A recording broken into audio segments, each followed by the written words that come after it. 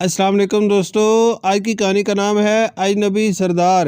کسی گاؤں کے سربراہ کا انتقال ہو گیا۔ گاؤں والوں کے درمیان بحث شروع ہو گئی کہ نیا سردار کس کو بنایا جائے۔ گاؤں والے کسی فیصلے پر نہ پہنچ سکے۔ آخر یہ طے پایا کہ جو شخص سب سے پہلے گاؤں میں داخل ہوگا اس کو سردار بنا لیا جائے گا۔ یہ سن کر ایک تجربے کار دانا بزرگ نے کہا، یہ مناسب نہیں ہے۔ ہونا یہ چاہیے کہ پہلے اپنے قریبی لوگوں میں، پھر علاقے میں اور پھر شہر سے باصلاحیت اور مخلص انسان کو منتخب کرو۔ لیکن گاؤں والوں نے اس دانا شخص کی بات نہ مانی اور گاؤں میں سب سے پہلے داخل ہونے والے شخص کے استقبال کی تیاریاں شروع کرنے لگے۔ گاؤں والوں نے اپنی روایت کے مطابق کھجور کی شاخیں اٹھا کر اور راہوں میں دریاں بچھا کر آنے والے کا انتظار کرنے لگے۔ کچھ دیر بعد گدھے پر سوار نیلی چادر اوڑھے ایک شخص گاؤں میں داخل ہوا، جس کو دیکھ کر گاؤں والوں نے خوشی کا اظہار کیا اور اس سے کہا، آج سے آپ ہمارے گاؤں کے سربراہ ہیں۔ ان کی بات سن کر گدھے پر سوار شخص نے کہا، میں کیسے تمہاری بات مان لوں کہ میں تمہارا سربراہ ہوں اور تم میرا ہر حکم مانو گے؟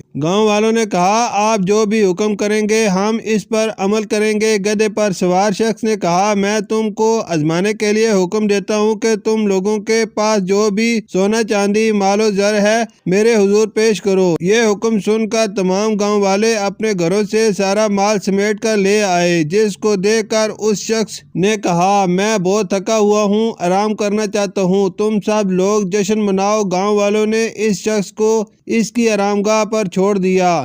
سب لوگ جشن میں لگ گئے اور تھک کر سو گئے۔ دوسرے دن جب نئے سربراہ کو لینے گئے تو وہ وہاں نہیں تھا۔ وہ سارا مال اور سب دولت سمیٹ کر فرار ہو چکا تھا۔ یہ دیکھ کر گاؤں والوں نے رونا پیٹنا شروع کر دیا۔ جب دانا شخص نے گاؤں والوں کی یہ حالت دیکھی تو کہا، اب کیا رونا پیٹنا جب چڑیا چگ گئی کھیت۔ تمام گاؤں والوں کو اپنی غلطی کا احساس ہوا اور اس دانا شخص کو باہمی مشاورات سے گاؤں کا نیا سربراہ بنا لیا گیا۔